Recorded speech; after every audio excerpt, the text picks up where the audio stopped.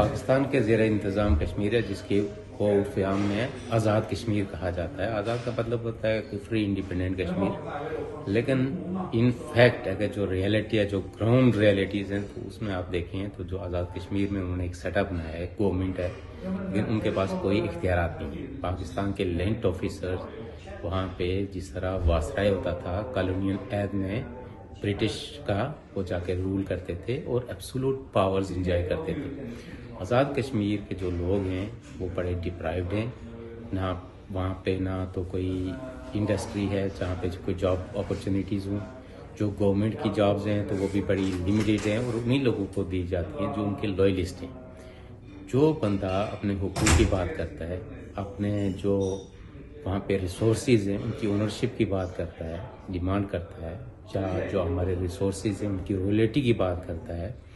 یا self role کی بات کرتا ہے، تو وہ ان کی نظر میں اینٹی اسٹیٹ، اینٹی پاکستان، اور اس کو لیبل لگاتے ہیں کہ یہ فارن ایجنٹ اور اسلام دشمن، ملک دشمن ہے۔ اور ہم نے ہر فورم پہ، چاہے وہ یو این ہے، دوسری جگہ واضح طور پہ کہا کہ جو انڈین سائیڈ آف کشمیر ہے وہاں پہ لوگ زیادہ امپاورڈ ہیں، وہاں کی ان کے پاس جو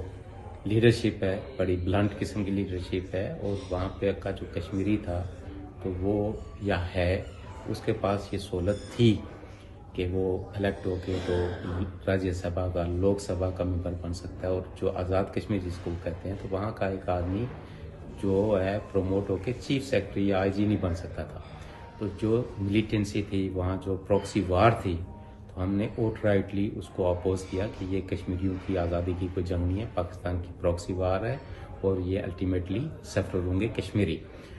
ہم نے کہا کہ ہمیں زیادہ جو ہے نا رائٹس کی ضرورت ہے، جس کو آزاد کشمیر کہتے ہیں، یا گلگت بلتستان جو پاکستان کے زیر انتظام ہے یا قبضے میں ہے، تو یہاں کے لوگوں میں زیادہ ڈپرائیویشن ہے۔ وہاں پہ تو ہم نے وزٹ بھی کیا ہے، وہاں کے جو میڈیکل کالج ہیں، انجینئرنگ کالج ہیں، وہاں کا جو انفراسٹرکچر ہے، اتنی 25-30 سال سے جو ملیٹنسی چل رہی ہے اس کے باوجود اس کا اور اس ایریے کا تو کوئی میچ نہیں ہے۔ اور یہاں کی جو ڈپرائیویشن ہے اس کو چھپانے کے لیے انہوں نے سارے لوگوں کا جو ایکسٹریمسٹ ویو رکھتے ہیں یا ان کے مذہب کو ایکسپلائٹ کر کے اس سائڈ پہ بھیجتے ہیں کہ جی آپ جائیں جی سری نگر کو لبریٹ کریں، لیکن اپنے ہاں وہ اپنے لوگوں کو رائٹس دینے کے لیے تیار نہیں ہیں، ان کی وائسز کو ایڈریس کرنے کے لیے تیار نہیں ہیں۔ پاکستان کی جو فارن جو پالیسی ہے اور جو ان کی ڈیفنس کی پالیسی ہے، اس کا ان کا سارا فوکس، جس کو آزاد کشمیر ہے تو اس کو کہتے ہیں، اس ایریے میں انہوں نے بڑا ایک چیزوں کو سینسٹائز کیا ہوا ہے، بڑا کنٹرول رکھا ہوا ہے، اور انٹرنیشنل کمیونٹی کے لیے ہمارا ایریا بالکل لاک ڈاؤن ہے اور انٹرنیشنل کمیونٹی کو کوئی ایکسیس نہیں، اور وہاں پہ انڈیجنس نہ تو پرنٹ میڈیا ہے نہ الیکٹرانک میڈیا ہے۔ وہاں پہ جو بھی نیوز جاتی ہے پہلے اس کو باقاعدہ چیک کیا جاتا ہے، ایجنسیز جس چیز کو الاؤ کرتی ہیں وہی میڈیا میں آتا ہے۔ پچھلے آپ دیکھ لیں کہ 10 ماہ سے پورے آزاد کشمیر میں مسیو قسم کے پروٹیسٹ ہو رہے ہیں، وہاں پہ جو انہوں نے انجسٹسز ہیں، وہاں لوڈ شیڈنگ ہے، وہاں پہ انہوں نے جو الیکٹریسٹی پہ ناجائز ٹیکسز لگائے ہیں اس کے خلاف،